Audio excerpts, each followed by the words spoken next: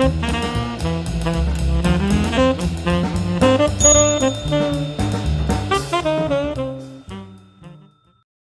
everybody, my name's Paul Murphy and I've got a passion for hats. Today I've just had a package arrive and it's a purchase that I think I made through social media, to be honest. Nice light box, so I'm sure it's going to be a hat. I've already sort of prepped the opening of it, so let's see what we've got inside, shall we? Right. Okay, so we've got a felt, oh, you can't see that because my jacket, that's not. A felt hat which is a blue colour. Nice bit of gloss grain on it, a bit tatty, needs a good clean. It's a Dunn Co and it's probably from the 1970s, to be fair. I don't know, there's a label in here that no, it's more like the 1960s, I suggest. But it's a size 7.5. Quite a nice quality felt. You see that in there. Let's actually say the actual sweatband is quite dirty, so I'm going to have to see if I can clean that off. But it's a lightweight felt, which is something I haven't seen from years ago. Actually, the manufacturer identifying that it is in fact lightweight. So let's take it through to the hat room and let's start giving it a bit of a clean, see what it comes up like. So here we are in the hat room, and before I'm going to start on the felt on this hat, I'm going to actually see what difference I can make on the hat band. As you can see, the sweatband is really quite wide on this one. I've not seen one as wide as this, and it suggests to me, with the adjustment that it's got on the back here, the fact that it was Dunn Co made in London, that it's probably made as a very high class hat. In fact, the material feels like beaver, to be honest with you. So let's have a look. So what I've got in here is not Maguire's wax, by the way. I use that on the car, but this is a leather cleaner that I use on the car, diluted with water. So just, you can see it just froths up. I'm just going to put it, rather than put it on the hat, I'm going to put it on a cloth. It's a bit of a rough cloth, so it can give a bit of agitation. So let's see what difference that makes, shall we, to start off with. Just mildly rub it in. So all we're doing is just rubbing it in around the leather.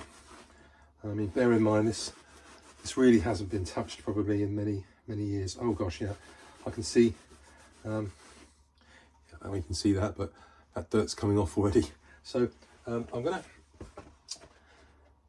come off camera and give that a bit of a wipe over. Oh, there's something.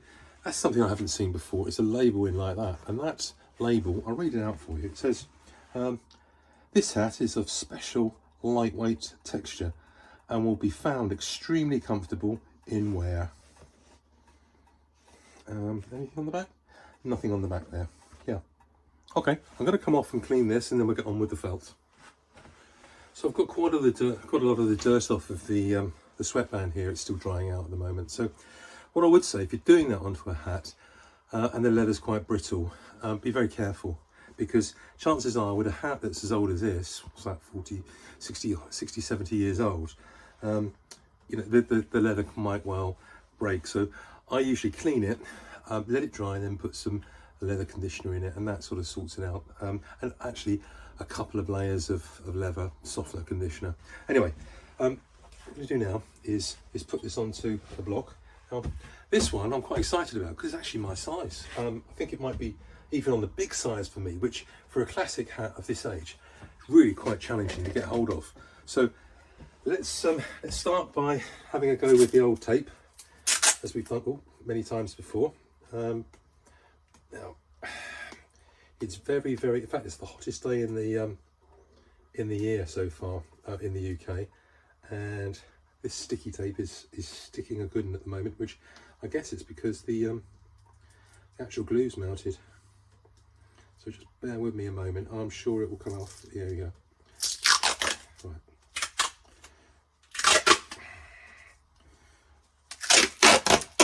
There we go. So just wrap it around your hand as we've done previously, and just start to pad over the felt like this. And already I can see a few impurities there, which I'll have to deal with, but oh my goodness, look at that. That's a sign this hasn't been cleaned in a while. An awful lot of dust. This is a hat that I picked up very, very cheaply, and it was no doubt somebody who's selling off bits from an estate or something, I guess, because you know, there was no shape to the actual hat, no real understanding of what they had, and at the moment I'm thinking that this is actually a beaver felt hat, which is quite something if it is, because the actual feel of the felt is a real superior feel to it. So it's quite exciting that you know, I might be able to find these superior hats for the low prices that that you can get from a you know, an estate sale. Yeah, there's so much coming off of this. This is unreal. Look at all that. Right? Look at all that. Anyway, but the good thing is it is coming off. So, and there is a lovely blue colour that's being generated underneath it. I'm going to actually do some more because I really think it's worth it on this hat. It is a trilby as opposed to a fedora, and how do we know that? Well, the size of the brim is probably no more than about 5 or 6 centimetres, which is quite a small brim. I mean, I'm much more of a fedora man myself, because I've got quite a wide frame on my 50-inch chest, so that's in sort of big man's territory, because I guess I'm over 6 foot tall, so it sort of works. But oh, by the way, like my latest edition, my new open road style 50/50 beaver rabbit fur hat. Very, very pleased with the results of having made that myself. Anyway, yeah, this is really coming back quite nicely. And can you see it's even got a look as though it's a Homburg because of the single fold down the middle there. A really nice looking hat. So let's introduce some steam to the hat now, shall we? And then that'll open up the pores and I can give it a bit of a brush over. So there we go.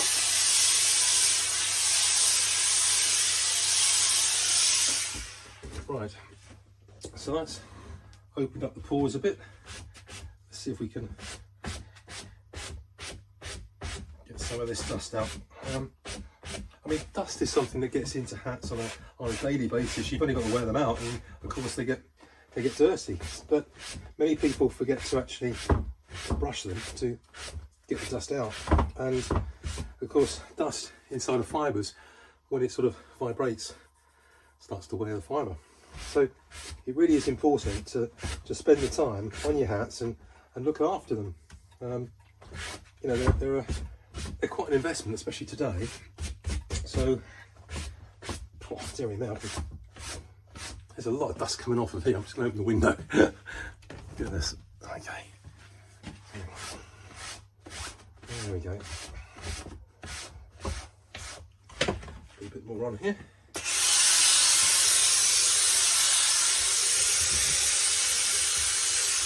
So what I have done in the past is use a cloth to then just go over the felts and take off any sort of surface that's on there. At the moment I'm going to need to do a bit more work on the inside. There we go.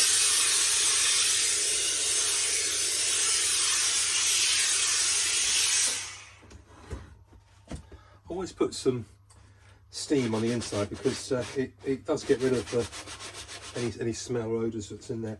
Now what I'm finding here is that, I'll show you now, see that? We've got a little bit of breaking in the sweatband. So what I'll do is I'll take this up to the sewing machine later, probably de-stitch this and redo it so that it's a much better fit. I've got all the proper sewing machine, the professional one, to be able to do it with, so it's not a concern for me, but it would be nice to get it right. So there we are, that's coming up nicely.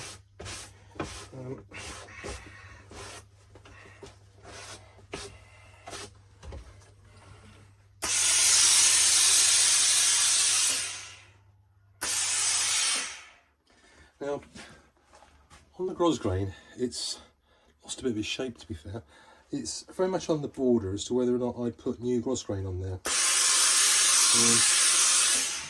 And what's interesting here is that they've taken they've done it in two halves basically. They've put the band of grosgrain around the hat and sewn it in, and then they've put a sewn bow into the middle. So you can see, I don't know if you can see there, you can see the end there and you can see the end there. And I want to sort of probably preserve that. So more than likely what I'll do here is just go through and put some more stitches in there just to tighten it up and finish it off a bit better. So let's put it back on the block, get back onto this brush, because there's a lot coming out here.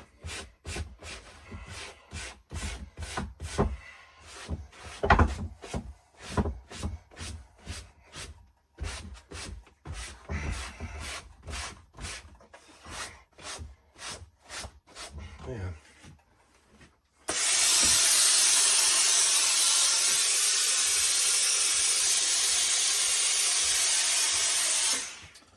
Now what I'm going to do, I'm just going to pop off camera because I'm going to get this soaked in water and give it a wipe over, because I can see there's dirt that can come off. I'll be back in a second. Some people have said to me, you know, that is it really worth putting in a couple of hours work into one of these hats? You know, one that it's done its day with its previous owners. It's been neglected and left. And you know what? To me, oh yeah, that's coming off. To me, it's a lovely thing to be able to preserve something that's been around for 50, 60 years, and for somebody else to get the pleasure out of it. And yeah, it's not all about the money. It's about preservation, and also you can learn an awful lot by looking at these older hats. We just looked at the grosgrain there around the crown and how that was fitted. Nowadays, what I do is I actually make the bow and the crown rosin that goes all the way around the ribbon there in one, and then sew it up at the back end there. So it's a little bit different, but a lot of hatters do it both ways, and some do it the other way. But anyway, there's a lot of stuff coming off of here, so that's all good. Let's go around underneath. So a hat like this, once it's restored, it's going to be, you know, it's going to be £100 of somebody's money, because you've got a really, really good felt, as well as the classic bits and pieces. Oh, there we are, bit of lining there come out. The classic, you know, design, look, feel, everything is right about it, and it's a lovely, lovely hat. And there's still going to be lots and lots of wear. Now, to buy a hat like this, as I say, this is a very nice lightweight felt, which I reckon it's more very, very high-end rabbit, but I reckon it's beaver, because it's much nearer to the beaver felts and the hats that I've got than not. So what I'm also keen to see is that it's actually going back into shape very easily. I mean, look at that, it's almost back into shape. I'm going to put a bit of steam on and put some shape into it.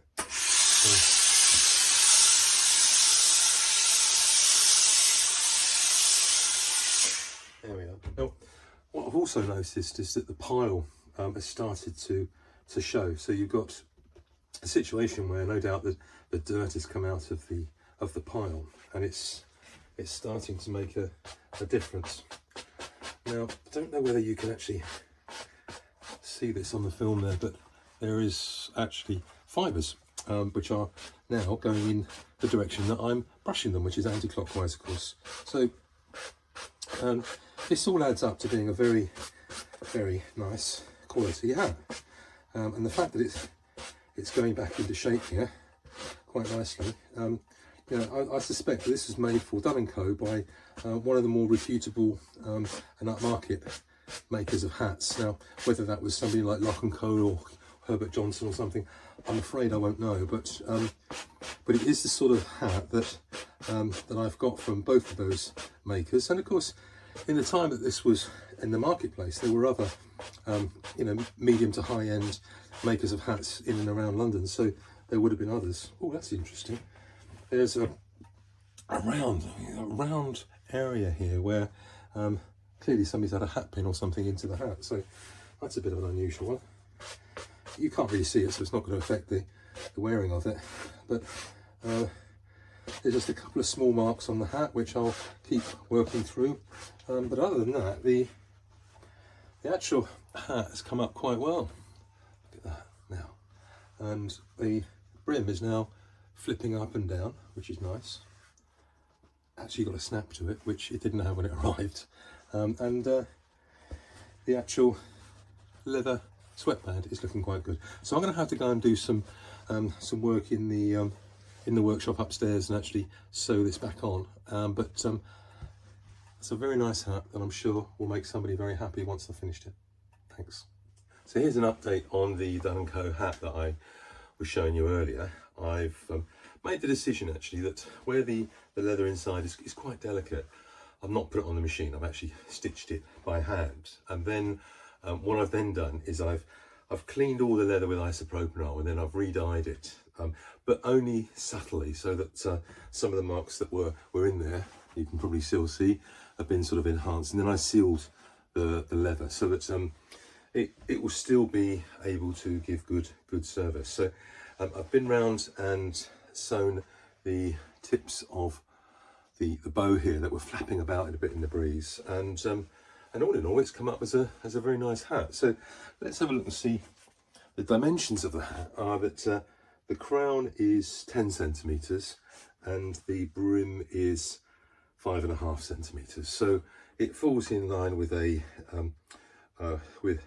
trilby, and a very nice hat. It's a nice lightweight, as I said before, and beautiful blue colour.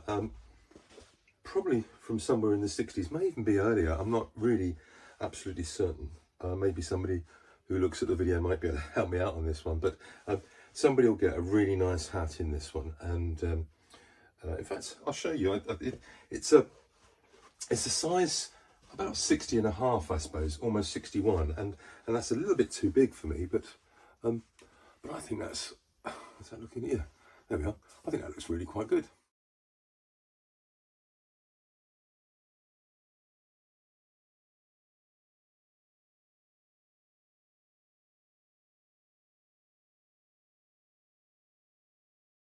If you've got a passion for hats, keep watching the channel.